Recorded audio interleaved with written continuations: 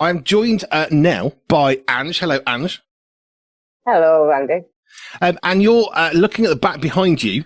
I saw a projector on the ceiling and thought, well, either this is a very, very high quality backdrop or you're sitting in a church.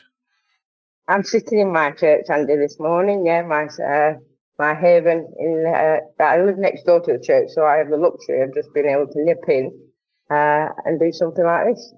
Which is really, really cool. Now, you came through Barry Woodward, who I was really frustrated. I was supposed to interview him, and then I just couldn't do it. I wasn't very well that day. And it's one of the first interviews I've ever had to cancel, which I was gutted about, because we really, really do work hard to honour what we said we're going to do.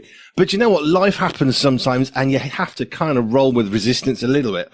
But you came through the Proclaim Trust. So just give us a little bit, your story reframed, which is part of this. Just give us an overview. What is basically Your Story Reframed all about? So Your Story Reframed is basically a program, course that's designed how to tell your testimony. First of all, it would be a 10-minute testimony. So it's brilliantly designed how to actually captivate your audience. You start off with a captivating story because you want your audience attention, straight away. You want to be hard hitting with it. You 10 minutes, obviously the timing is, you have to get that right because you might only have 10 minutes slot in a toilet. So the timing is really important.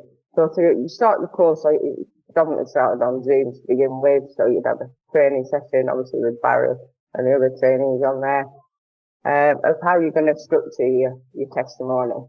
Very much, obviously people, lack of confidence or lack of what to put in, what not to put in, what to say, not what to say, the characters, we do emphasize on, what we call the power of three for the characters. So the audience can image what you are saying, the part of your story. And we do use humor in there. We do use, to basically get the audience to have a laugh a bit. Your testimony, it's obviously some of the dark times in your life, so it's good to bring that humour around, certainly for me, and the consequences of whatever the testimony is about. It could be about addiction, it could be gambling, it could be, a whole number of things, but it's how it's impacted and, led your life, really.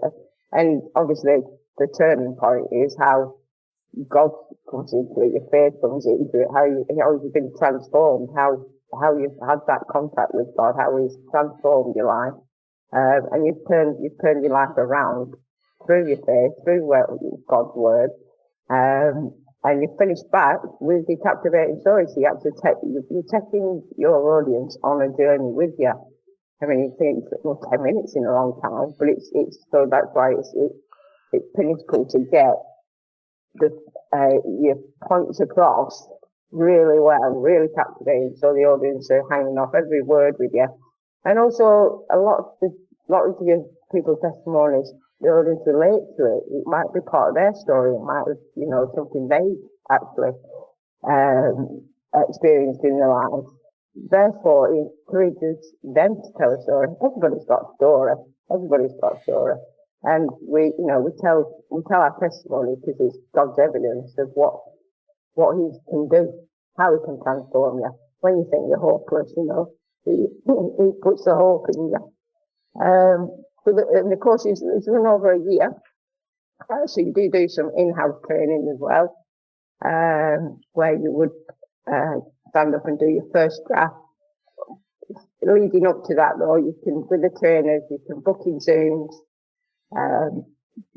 give the first draft of how you're doing. They will mentor you, tell you what works, what don't work, give you advice throughout it. So you're constantly mentored throughout the journey of the course. And you know what? I loved it. I absolutely loved it. Doing the in-house one, you can obviously present to the rest of the candidates on the programme. And it's great to hear their testimony and see how they grow when they're on the course and how their confidence builds. And then from there, I had the actual pleasure of speaking my testimony at the Fix conference. I was like, wow, this is beyond what anything I could have thought of, I dreamed of. And yeah, at the end of the course, we actually put in that you go from 10 minutes to a 15-minute testimony. So you add obviously bits to it. Again, you are mentored through that, booking the Zooms in with your trainer. So you do extend it with going into leading people into salvation. You know, when you're presenting in whatever format you do, you might be doing it in a church and salvation army, youth club, anywhere, basically. The idea is you can take your testimony anywhere, and bringing people into salvation, which is, you know, what the ultimate goal really, to show what God can do in your life, and He can do it for others too.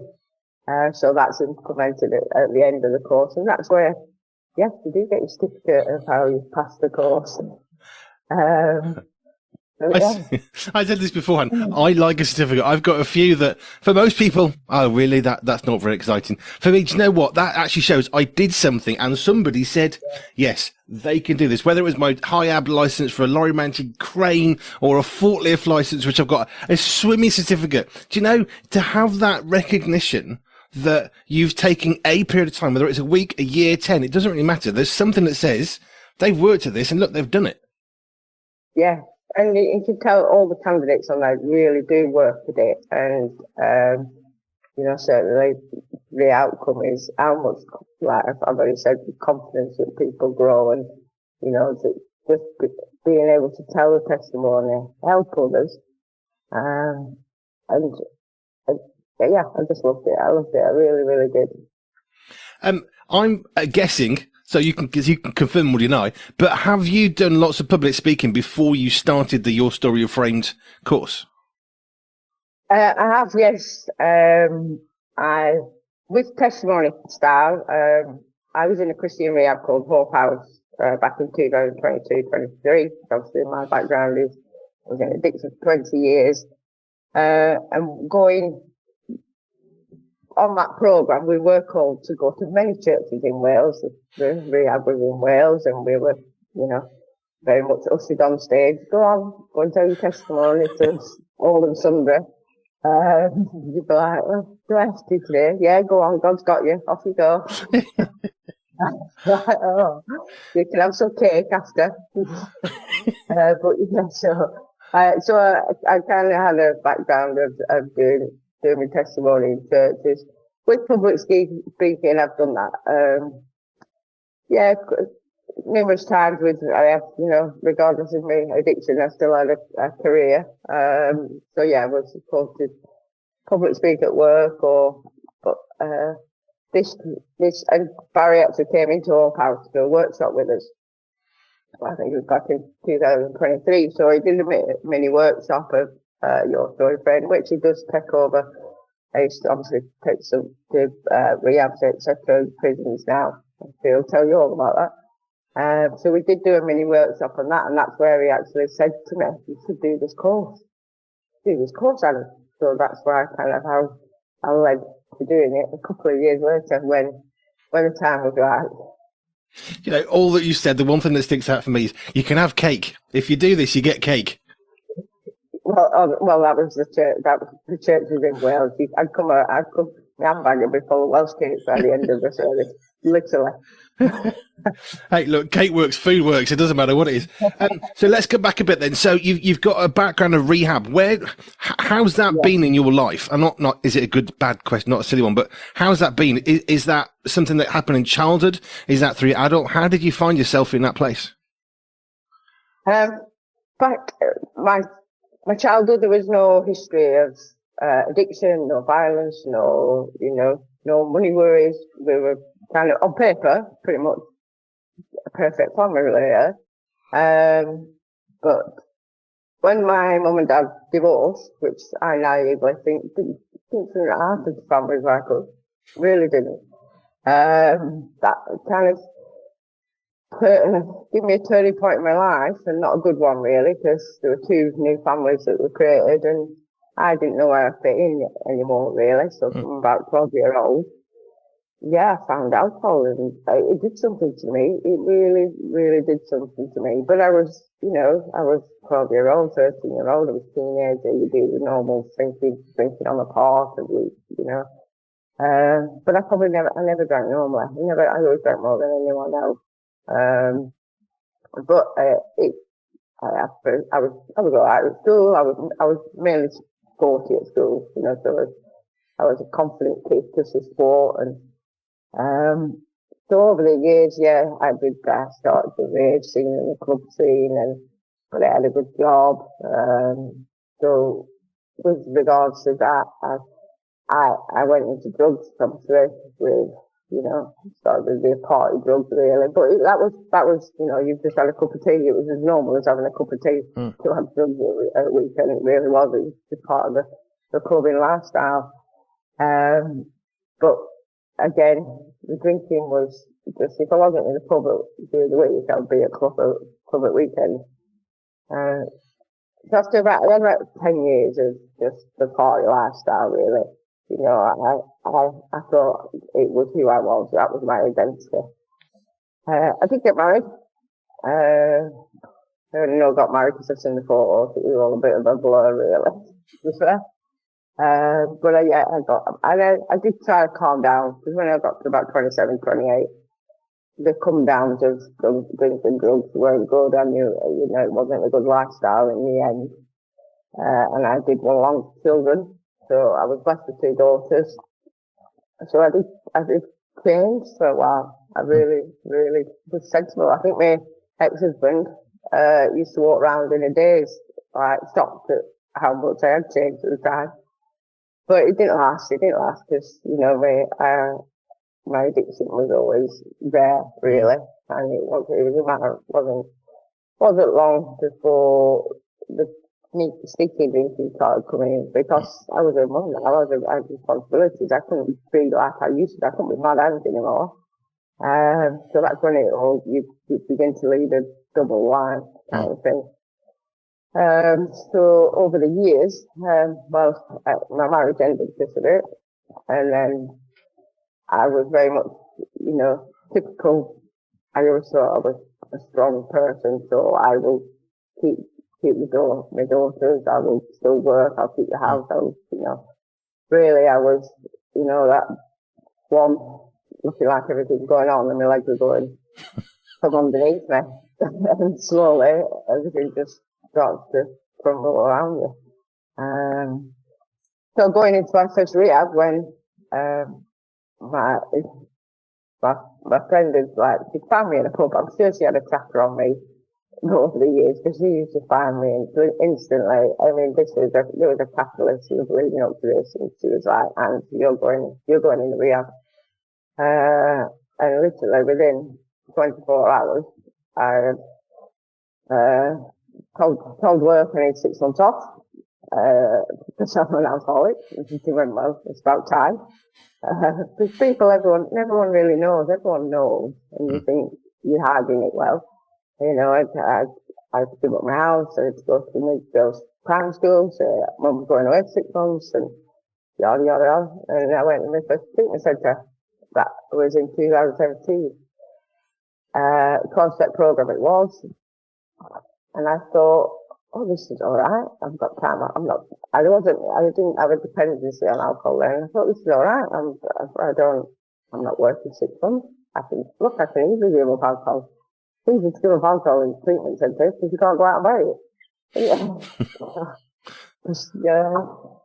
But I kind of went through that process of, giving lip service and getting away with a lot of stuff. I still have behaviours in there, even though I weren't drinking or taking drugs. And I don't think I really dealt with anything in there.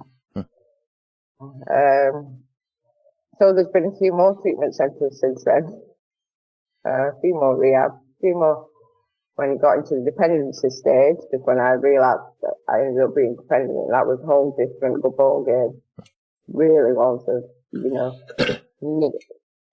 having to have a drink to, stop the sweat, stop the shake, stop the tremors, all the rest of it. So that's very much across the line into pure alcoholism now. I was not coping at all. And I had a good few years of that. I had a good few years of just in and out of recovery, relapse, just insanity, really, the same behaviour, repeating the same cycle. So yeah, the turning point for me, I've moved away to Liverpool because I was trying to escape. It was during COVID. We won't blame the pandemic, but we'll blame the pandemic. I'd moved away to COVID, and I did everything going well before that, and then it was a chaos few years over there. And I come back to, where I knew. I come back, I'm from Burnley, and I went back to AA meeting, Alcoholics Anonymous. I've tried everything over the years. I've tried a little everything. And I started, a friend from there started to lead me to a church, and I instantly felt at home. I instantly felt like, because I'd gone to church when I was little. I'd gone to church when, my mum took me and my siblings to church every week. So I kind of had that mustard seed of faith when I was little. And I remember being 8-year-old and reading my Bible on my bed, junior Bible, and thinking, I'm going to learn this. And I wasn't one for learning things. I just wanted to play sport. I wasn't academic and all that. I remember, I want to learn this off by heart. I don't know where that 8-year-old girl went, but it didn't last. So, yeah, going into the church, and it was actually the pastor of that church, and he really saw what a bad way I was. I was broken. I was literally broken. My addiction had beaten me down so badly over the years that I didn't know which way to turn it. Well, I really didn't. You're like imprisoned in your own mind. And you don't want to. At one point, I didn't want to live anymore because what's the point? I've lost everything. But the pastor, he gave me an application for a whole Pals Tea Challenge, which is a Christian rehab, women's rehab down in Wales. And I thought, what have I got to lose? What have I got to lose? So it didn't take much persuading to go down to the Christian rehab, and wow, it was a year-long discipleship program. Wow. It was, and the plaque that I saw when I went in was Jeremiah 29:11. Oh, I know the plans I have for you, declares the Lord, plans to prosper you, not to harm you, plans to give you a hope and a future. Well, that was it. That was, I was sold. I was sold. This is what I need. This is what I need. So that it was, like I say it's in the testimony, God for breakfast, God for dinner, God for tea, and a bit more supper, and it truly was, and I needed it. I needed that discipline. I needed the structure of it, and it was a miracle place of, to so many girls that turning their life around, radical women, radical wives, and we all come together in a place that really we always said it shouldn't work. It shouldn't work. It really shouldn't work. You could be, we'd have a lot of duties out here, but in the morning you'd have obviously breakfast and work duties and girls arguing over mops and this and that and chaos, and then you go up to chapel for worship at 9 o'clock and everything was peaceful, calm, everyone loves everyone, and the transition of what went on. Completed over a year of that program, and I certainly learned a lot. And I learned a relationship with God. Not just to know Jesus, but to follow. It's not just about putting things or the drugs down. It's not about that. Because that's the easy part. It's obviously for me, it was, staying clean and sober. But when I came out of there, I did the inevitable. I went back to my old village. I went back to what I knew to do. And it wasn't long before I, I fell again, and I fell hard. Because it takes every rock bottom is another rock bottom. And again, I was in this insane cycle again. I couldn't see my way out. I was still going to church though. I still had a relationship with God. I was probably trying a lot harder now to get well. But I was in that just dependency stage. It's awful thinking when against your will, but I was linked in with all the alcohol services and trying to get every help I could. And that it just took the process. It took a while. The church that I'm in now, I started coming to this church because I've done another treatment centre. Some of them were not Christian, but I just had to have a roof on my head at the end of the day. I had to, I knew I could stay well in a treatment centre. I needed a roof over my head at times, and God's always never left me without a roof over my head, ever, throughout my whole mess. I've always had somewhere to stay. So I was kind of, when I came into the church at Gateway, like I said, coming to recovery now, and I instantly just love the place. I absolutely love the place. The atmosphere in here, the Holy Spirit in here, it's just something you can't buy that, absolutely. I was doing all right in life. I mentioned my daughters. I was starting to see my daughters again because that relationship has been off and on. They've always been there in my life, but I've never let them see me ill. I've never let them see me struggling. And live with the dad, and they've got a great life. They just know that sometimes mum's not well. Over the years, so everything is going really well up until last February. I had a stroke, but not sweet relapse. Don't ask me where I were. There's only my bank transactions that can depict where I actually was. It was chaotic. But I had this determination. I'd gone back to alcohol services and did kind of write me off a little bit. Another rehab won't save you, and you're going to be waiting months and months for another detox. So I knew I had to just get myself out of this. And then I was just so determined, to come out of this relapse physically, mentally, spiritually stronger. I just took the fight in there, to detox myself safely, just reduce my alcohol, reduce it, keep myself really busy. I had the pastor of this church coming to pick me up from the house I was in, just doing everything possible. And it was actually a year ago, in a week's time, that in this very church where I'm sat, I was prayed for here, and I was completely delivered. The Holy Spirit just took me out big time, hit the floor, and I haven't touched a drink for a drug since. I knew from that part I do not need to ever drink again.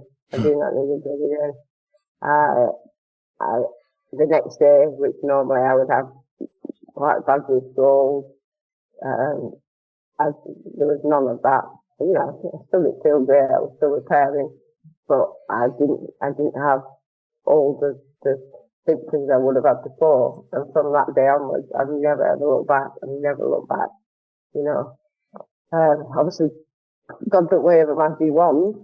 He delivered me, so now I have to do my bit. And I think looking back, where I've always gone wrong, I wasn't fully surrendering to God's way, going off self-will sometimes, well, a lot of times to be fair. But now, you don't get clean from yesterday's shower, do you? So it is to surrender each day, to be, conscious contact with God each day, and that's how I live my life, and just give Him the glory, because I sit here and I couldn't be more grateful and I couldn't be more amazed of how my life has turned out over this past year. There's a whole bunch of stuff in there, one of which I wanted to touch on, because I've chatted to all sorts of people. It's like 200 stories in the last couple of years. Yeah. And one of the things that strikes me, it doesn't matter whether I read it from someone else or I'm chatting to someone, when you finally make that decision, you know what, I'm going to do my life God's way. Okay. It doesn't matter where you've come from, what your background is. Once you make that decision, so many people think, that's it. I've made the decision. Life's good.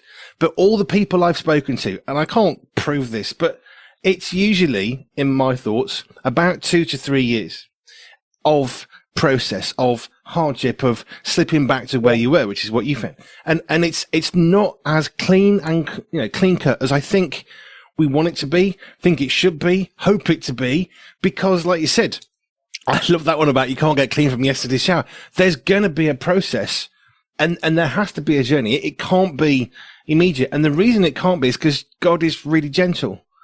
And if He just immediately, like a light switch, made us completely changed, I don't think we'd cope, because we wouldn't be who we were, and who we were is part of who we are and who we will be. Yeah, God will do amazing things with redeeming, renewing, making things new from our past, but there's still a journey that we have to go through. And I would say your story, for me, it sounds like one I've heard many times in my own life as well. It's never clean cut. There's always a journey and a process, and it's God's grace and it's God's gentleness that He allows us to take a bit of time to adjust from who we were to who we've become to the amazing person that God wants us to become. So your story is one that has changed, and you've had some really hard times as well in there. So just tell us. So because I've written the dates wrong. It's not you. It's me writing it down wrong. When did you go to your first rehab? What year was that? 2017. So 2017 was your first rehab. When was the rehab where sort of the big change in your life? I suppose it is the ultimate rehab, isn't it? It's the lifelong one. When was that last year? 2022. 2022. Okay. Yeah. With COVID in the middle of all that. We were just coming out of it actually then. Yeah. During COVID, I did a rehab on Zoom for 3 months. Okay. That was something else. That. So, like I said, I went to every avenue possible. One of the things that's interesting, you said to your employer, right, I'm going off for 6 months. They said, and this was interesting, that the observation you made, they were like, well, about time. Because so many people, I think we all think this, we want to believe that no one can see our own failings. We want to think we've got enough buffer or wall or protection around us that no one can see the real us. But so often, at some point, it's going to be obvious. I worked with a lady who was an alcoholic, and she really didn't think she was. And everybody knew that she was for 100 different reasons, because she was driving cars and she was drunk and it wasn't great. And it was fairly obvious to everybody, but she really thought, because it was a shock on her face when someone said, well, we know you drink. Oh, no, I don't. It's in your hand. No, it's not. We're literally looking at it. It was that level of, but no one can see it. So how did you find with the work thing? Because did they just say you're sacked, or did they try and accommodate what you needed to do? No, they said they were very accommodating. They said there'll be a job. Your job will be waiting for you when you come out. Wow. It was They were really good. They were really good. I actually worked then. I worked in security, so I worked at event work, so concerts, festivals, sports events. Yeah, that was challenging. They just said, whenever you're ready, you can come back, and which I did. So you've done security work. You've met Barry, who said you should come and do the course. What's life for you these days? I mean, obviously you're living next to a church. You've got your story reframed in your life. What is your sort of normal daily life, weekly life? Well, prior to being in security, I used to be a life club manager. So I managed the gym for 20 plus years. So fitness has always been my background. So now I'm employment and wellbeing support officer. So basically, I get paid to go boxing, football, kickboxing. That's what I'm doing this afternoon. But also, it's just it's not just a lot of people coming into recovery. They, it's life on life terms, and they've, been out of society or been engaged with society for a long time. So I insist in getting people back into activities, back into, being filling up people's days, and obviously the employment side of it, people that want to go and volunteer at places, so we pinpoint them into places or various schemes.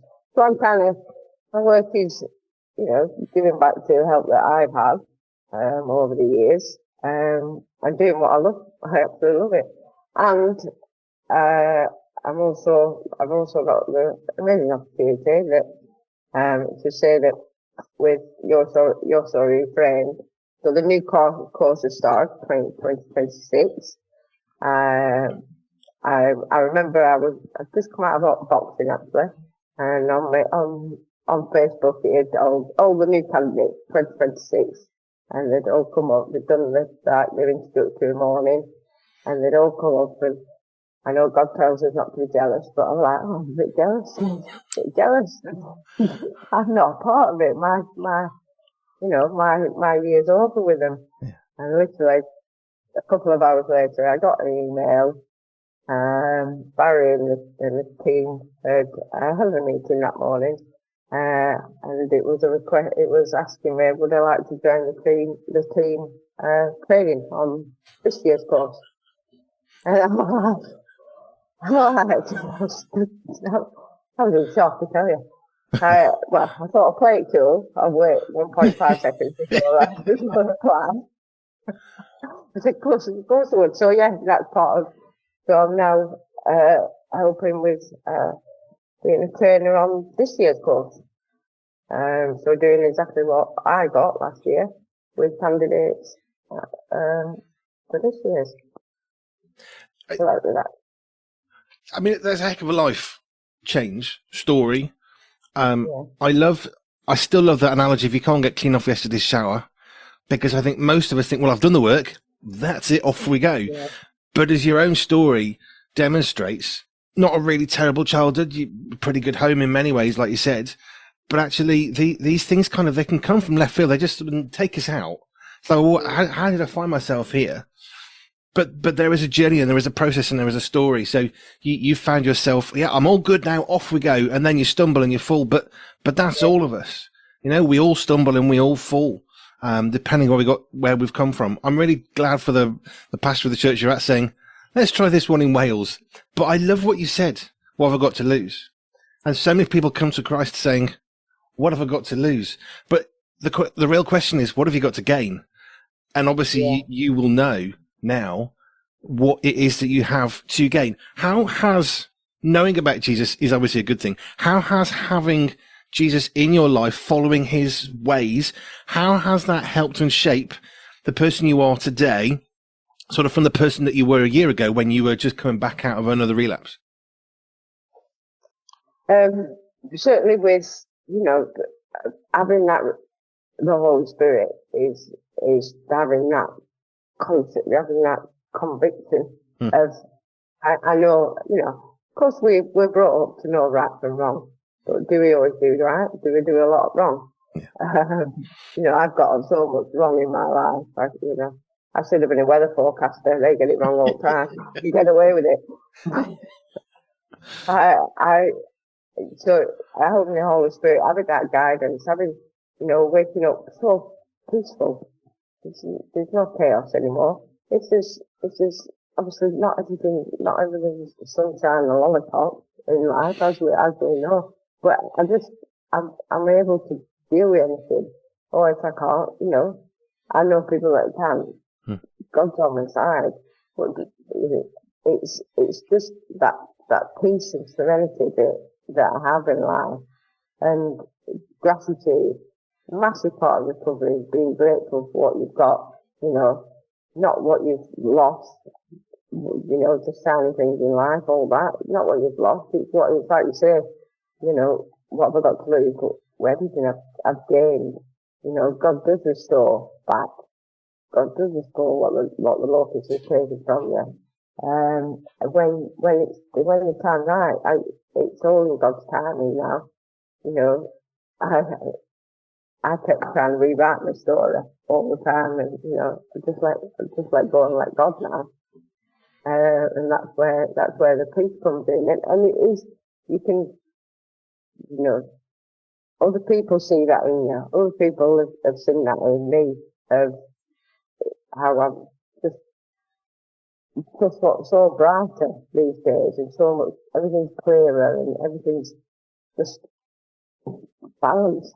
To have balance in your life. There's an addiction, there's no balance, there's no sense, there's no clarity, there's no, you say you can't see the wood for the trees, and you can't, you really, really can't. And to come out of that, out of the darkness, is just, it's glory to God. It's not in my strength. If I did this in my strength, that was 10 years ago. It's not my strength. And trust me, someone that's worked in growth in their life loves to take the glory. But it's not down to me. It's not down to me. And certainly you can see how people, put people in your path. The right people in your path. And not everyone's meant to stay on your path throughout your journey in life, in addiction, you're riddled with resentment, so kind of thing. It's just listed. Yeah, that piece is the one thing that is very consistent of all the conversations I have. It doesn't matter where, what you come from, what your struggles might have been. It does matter that you find this peace that sets the tone for the day. Might be a way I could put that, because all of a sudden you're not waking up, like you said, that resentment or that anxiety, that stress, that lack of control. All of a sudden you have this peace, which the Bible says it transcends all understanding, and it really does go beyond everything we could possibly understand. It makes no sense whatsoever. How can I possibly have this much peace? This is going on in my life, and yet I'm peaceful. And it's because the peace is something that's more than us. It's bigger than us. You're now doing some training work with your story frame, which is phenomenal. Which is really cool, because you're getting to give back to people who are coming through where you've come through. Yeah. For someone listening, because we've got about 10 minutes left yet, so we've got lots of time to chat, which is great. What would you say to somebody who is thinking, I'm never going to get out of addiction. It's all right for her. She got through it. Look, it's great. Yeah. That's her. That's not me. How would you encourage somebody who's in that place of, it's not going to work for me? What's this Jesus thing about? How would you encourage them just to try and actually do something, I guess, to take control back of their own lives? Yeah. Well, first of all, take the me out of it, because it can only be done by we. You can't do it on your own. It's the very much the beginning is recognizing you've got a problem. There's a lot of people, like you said, like the scenario with the woman, they don't recognize they've got a problem. Denial of it. You've got to openly admit you've got a problem, and I need help. I need help, because we can't do it on our own. And very much, God will meet you in your mess. He don't wait till you're oversigned and you're sorted. He meets you where you're at. For me, I'd be crying out to God at night. I'd be crying out for some sleep at night, kind of thing. So, it's like the blind man. When he healed the blind man, what can I do for you? You've got to tell God what you need is get around good people, going to church. And what the first thing I noticed when back into church as an adult is I was not judged. Nobody judged me in there. But sometimes I were in a great state like that. But nobody ever judged me. And God, there's nothing impossible. God makes the impossible possible. You just got to trust and believe. You know, I used to trust the drug dealers every day. I used to believe me answer was at the bottom of the bottle. You know, that's just insane thinking. Now, full circle, you know, God will restore you. God will transform you. And we've already said, you know, there's a timing process for that. You've just got to, just people, anyone suffering with addictions, you've just got to ask for help. And the help is there.